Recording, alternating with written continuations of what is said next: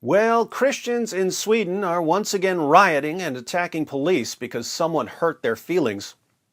Oh, did I say Christians? Oops, it's actually a different group. Shocker. You know, I was trying to keep things positive since it's resurrection weekend, but some of you guys just won't let me stay positive. I'll tell you what, we'll read about the latest Ramadan Quran riots in Sweden, and then, instead of me making fun of anyone, I'm actually going to try to help people who riot over criticism, because this is the weekend we celebrate Jesus' death and resurrection. Or, in a certain other religion, the weekend when Allah tricked everyone into believing that Jesus died and rose from the dead. Reuters reports, violent riots erupted in the central Swedish city of Örebro on Friday as counter-protesters attacked police ahead of a planned right-wing extremist demonstration. Police said on its website that 4 police cars had been set on fire and at least 4 police officers and 1 private individual had been injured as protesters threw stones and large groups attacked police cordons and tore down riot fences. That's strange. Not one word about who these people were who were rioting. In fact, the only people labeled extremists here are not the rioters, but the right-wing demonstrators. Who are these rioters? I don't know. But the violent riots were a response to a planned right-wing extremist demonstration, so it looks like the riots could have come from anyone who doesn't like right-wing extremists. The demonstration, which had received police permission, was organized by Rasmus Paludan, leader of Danish far-right political party Hardline. Police disbanded the demonstration to calm the situation and later in the evening said most counter-demonstrators had left the area. A number of counter-protests against planned demonstrations by Paludan, some of which were canceled, in Swedish cities have turned violent this week. Really? During Ramadan? Swedish news agency TT said violence erupted in the Stockholm suburb of Rinkeby after Paludan earlier on Friday set fire there to a copy of the Quran. Oh, the far-right extremists were burning copies of the Quran, and people who are upset about the Quran being burned rioted and attacked police and burned vehicles. Police said some of the officers taken to hospital had, among other things, suspected arm fractures. My goodness, multiple police officers were attacked, and I have to be Sherlock Holmes to figure out who attacked them because Reuters won't identify them? That's modern journalism for you. If we go outside the West, of course, we get some more details in the reporting.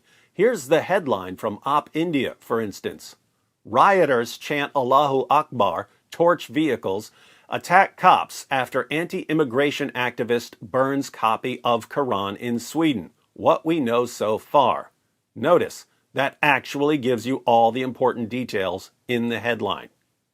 Now, I said that instead of making fun of anyone, I'm going to try to help instead. Here goes. Let me talk directly to the rioters and to the people who are cheering on the rioters. When someone from an anti-immigration party shows up to your area during Ramadan and burns a Quran, what do you think he's trying to do? What do you think he's trying to accomplish by coming to your area during Ramadan and burning a Quran? Think. You can get this. What is he doing?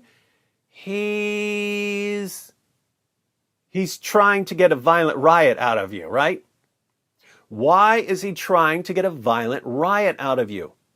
Because he knows that there are lots of people in Sweden who will look at that interaction and say, well, we don't approve of burning the Quran, but it is a legal demonstration. The rioters, however, are attacking police officers and burning vehicles. That's far worse. He's trying to show future voters that your group can't handle protected legal speech and therefore that you don't belong in Sweden.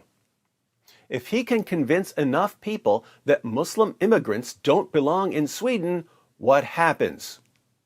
Laws change. That's his goal. And what do you do when he uses you for his political goal?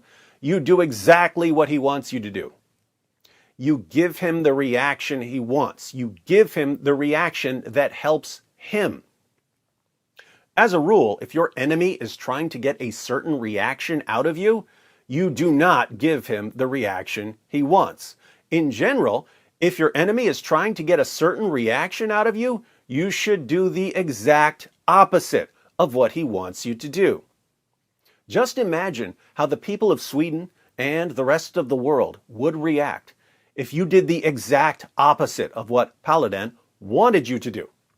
Just imagine he shows up to your area and burns a Quran, and you ignore him.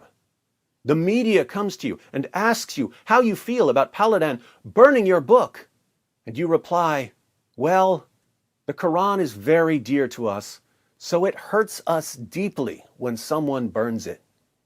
And he knows that. He's trying to hurt our community. It seems like he's trying to get us to react violently so he can use our reaction for cheap political gain. But we're not going to respond with violence. We're not going to continue this cycle of hate. Instead, we're going to continue our Ramadan feast, and we're going to pray for Allah to guide him. Who would look like the undisputed bad guy? Paludan. Who would look like they're absolutely fine in Sweden? You. Who would stop burning the Quran because it doesn't get the reaction they want? Everyone. Get it? People are burning the Quran to get a certain reaction out of you. If you give them the reaction they want, you're encouraging them to burn more Qurans, which is the opposite of what you want. If you give them the opposite reaction, they don't get what they want, so they stop burning Qurans, which is what you want. Hope that helps. As I said, it's Resurrection Weekend, so I'm being nice. I want to see people getting along. But the next time you riot and attack police and burn vehicles, spoiler alert, I'm going to use it to expose your fake prophet.